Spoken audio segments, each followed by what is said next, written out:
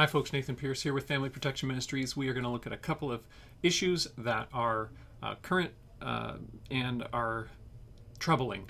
And so let's start with, first of all, a bill that Governor Newsom signed. And that bill is AB 1078 that we reported on some time back, Corey Jackson's bill about banning books in schools and the basically penalizing schools for that. We're going to talk about that. Also, we're going to talk about the Romeike case, this family from Germany that was prosecuted or persecuted for homeschooling and fled to the United States. And this was 15 years ago. And only now are they being faced with deportation back to Germany. And we are being asked by HSLDA, their attorneys, and them to pray for their safety, their ability to stay together as a family, and stay in the United States and be allowed to continue homeschooling. So we'll be talking about these issues.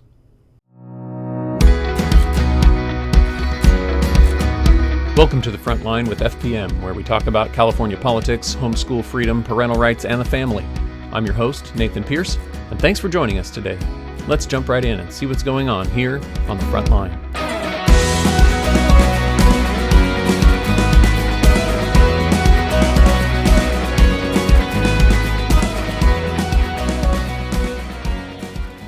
Let's get into it, folks. So AB 1078 is this bill by Corey Jackson, and I'm gonna play an intro that he gave in a committee hearing that I was at earlier this year.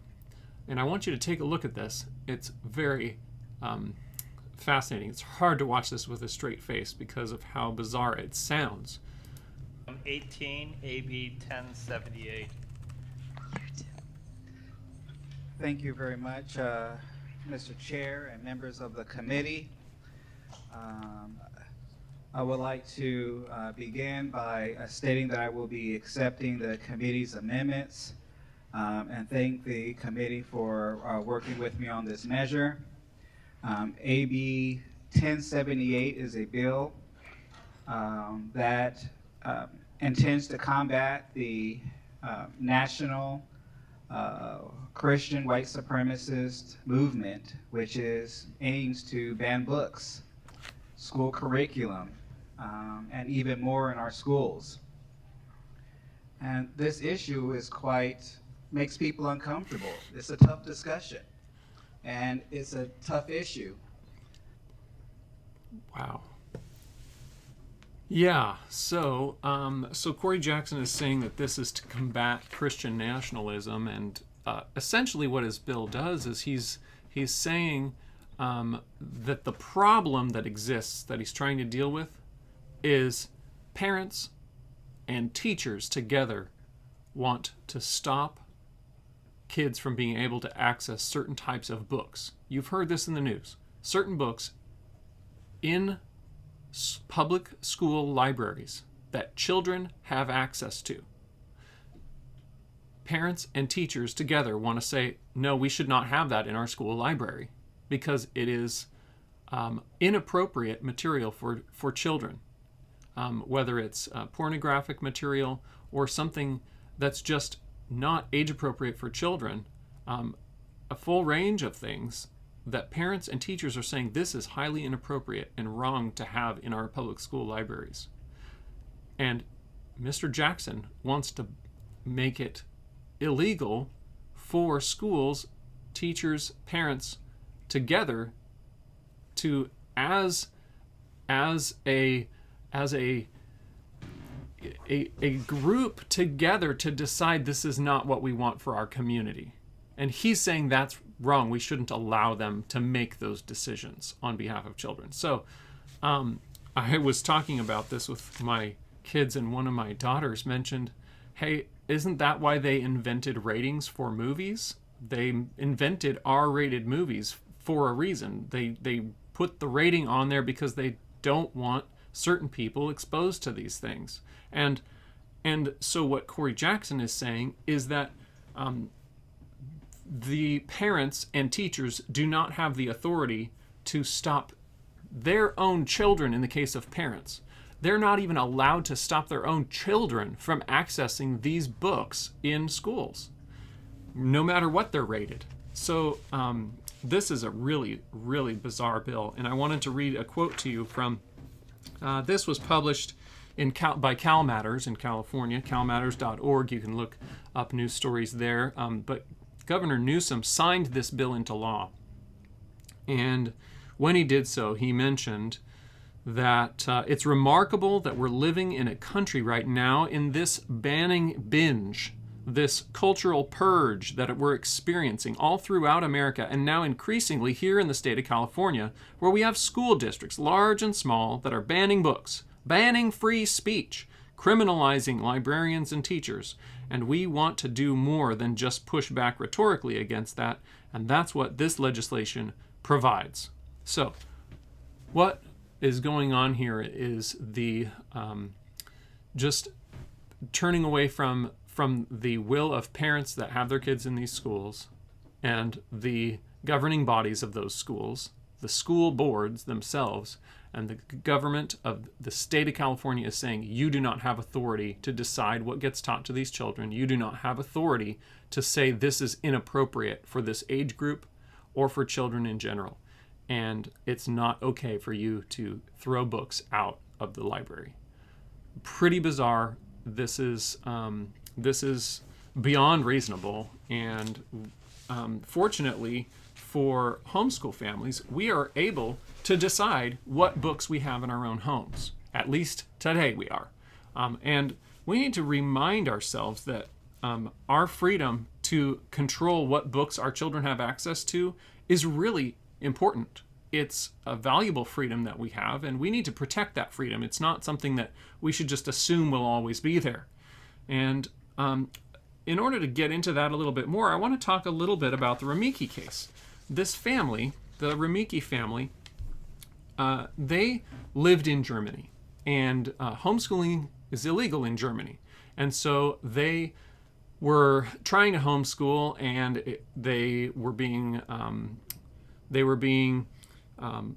tracked down by the government officials, told they couldn't homeschool in Germany, and so they sought asylum in the United States. They fled to the United States 15 years ago.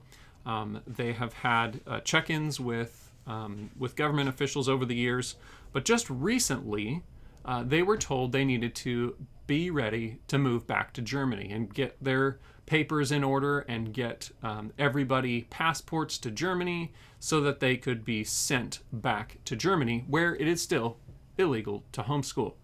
And so in this is an administrative action that's being taken by the Biden administration against this family. This family has been living in the United States and for the last 15 years and gladly doing so, gladly homeschooling their children. And I have really appreciated the fact that they are asking Americans, not just on behalf of their family, to take action, which I think is an important thing for us to do. And I'll put a link in below where you can take action to seek ways for you to help this family to stay in the United States, because I think that's something that we should do. But what they have asked for, I actually talked with the parents just a couple of weeks ago, and the family is a very sweet family. They want to be able to bring up their children in the ways of God. They want to be able to homeschool their children in a way that honors God and give their children a perspective on every subject area that is based in biblical principles. That's their desire as a family. But the family asked for a couple of things. They asked, please pray for us. Pray for us that we would be protected and be able to stay together. So that's one thing, and I think we should all do that. We should pray for the Romeike family. But the other part is they encouraged Americans to keep their homeschool freedoms. They came from a country, Germany, where homeschooling is not legal. And that hasn't always been the case, but it's illegal now in Germany. That means at one point it became illegal. And our country could easily become that same situation where homeschooling becomes illegal. And we don't want to see that happen here. And this family that has fled to America doesn't want to see it happen, because then it would impact them and it would impact their children, their children's children, and everybody else in the country. And so that what they're asking is that people would pay attention, that people would engage in what's happening in our government and in our culture today to stand up for our freedom to homeschool, so that we could continue to maintain that homeschool freedom for generations to come.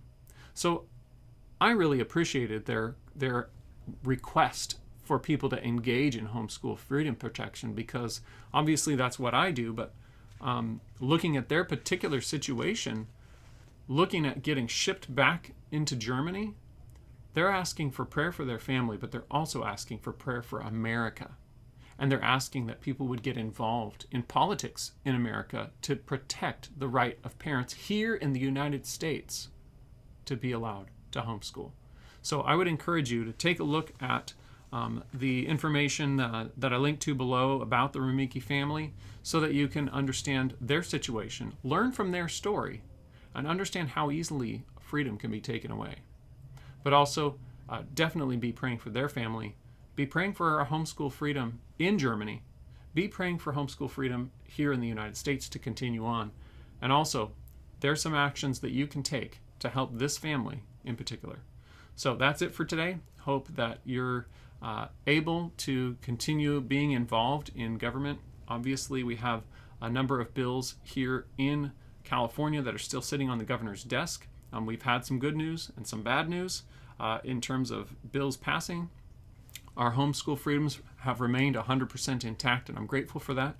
And the legislature is on break at the moment, and they will be coming back in early January, right before our Capitol Day. So I would encourage you to see what ways you could get involved, whether it's supporting Family Protection Ministries with your financial contributions, or participating by coming to Capitol Day in January. We'd love to see you there. You can learn more on our website at fpmca.org, and we would love to have you there, as well as getting involved by making sure you get our emails and are staying up to date on what legislative activities are going on in Sacramento as our legislature continues to plow ahead with making lots of laws that affect our daily lives. So with all that, hope you have a blessed day, and keep in touch, keep in tune with our upcoming events, as we have a number of events coming up in the next couple of months. In particular, there is a speaking tour throughout the state of California, from Temecula all the way up to Redding, with IEW's Andrew Pudwa, along with Chia. So I would encourage you to visit our website and take a look at those events and where you might be able to check us out. So talk to you again next time. Thanks for joining us for this episode of The Frontline with FPM. For more information about the topics we discuss here, check out Family Protection Ministries at fpmca.org and subscribe to our channel.